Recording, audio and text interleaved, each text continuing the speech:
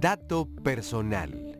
Cualquier información relacionada con una persona física, como nombre, número telefónico, domicilio, imagen, huellas dactilares, firma, RFC, CURP, fecha de nacimiento, edad, nacionalidad, correo electrónico, estado civil, cuenta bancaria, ingresos, cédula profesional, origen étnico o cualquier otra información que permita identificarle. Datos personales sensibles. Información que requiere especial protección ya que puede revelar aspectos íntimos de una persona o generar algún tipo de discriminación, como el estado de salud, ideología religiosa, filosófica y moral, opinión política, origen racial y orientación sexual, entre otros. Derechos ARCO. En la Constitución Política de los Estados Unidos Mexicanos se reconoce el derecho que tiene toda persona a la protección de sus datos personales, al acceso, rectificación, cancelación y oposición de los mismos. Derecho de acceso. Derecho que tiene el titular de acceder a la información personal que esté en posesión de terceros. Derecho de rectificación. Derecho que tiene el titular a solicitar que se modifique su información personal cuando esté incompleta o sea inexacta. Derecho de cancelación.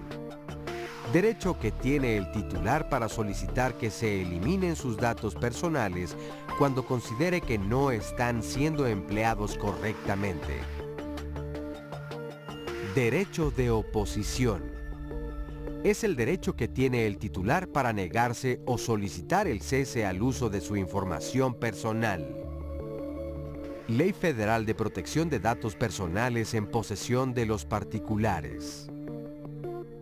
Es la que establece las reglas, requisitos, condiciones y obligaciones mínimas que deberán observar los particulares que recaben, almacenen, difundan y utilicen datos personales.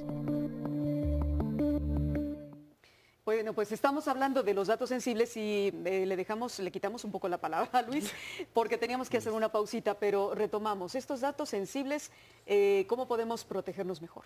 Bueno, son de entrada datos que tenemos que estar muy conscientes de que si los damos, por un lado, estamos revelando información que nos puede afectar en la esfera más íntima, nos pueden causar un perjuicio, nos pueden incluso generar discriminación o daño. Al saber nuestra preferencia sexual, al saber nuestra religión. Nuestro estado de salud, nuestra preferencia política, en fin, de información que revela de alguna manera nuestros pensamientos, claro, digamos, más propios, más íntimos, más privados.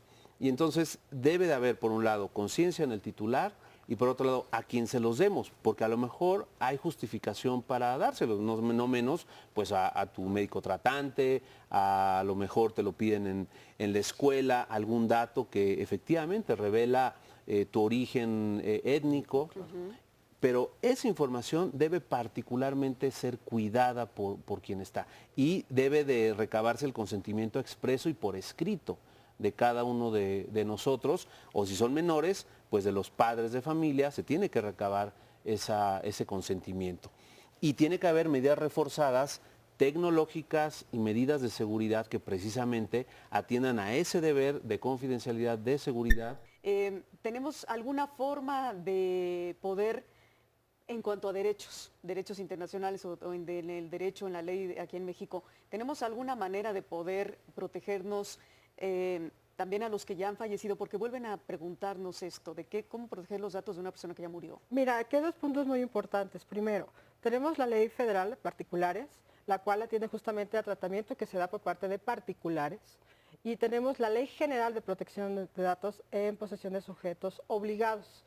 Esta Ley General de Protección de Datos Personales en posesión de sujetos obligados viene o deriva de la reforma que hubo en materia de transparencia y acceso a la información, donde a través de ella los sujetos obligados dígase entidades del gobierno, incluidos también partidos políticos, fideicomisos, tienen que cumplir con la protección de nuestra información. No es que antes no lo hubieran hecho, pero ya tenemos un marco específico de cómo se va a cumplir con esta información.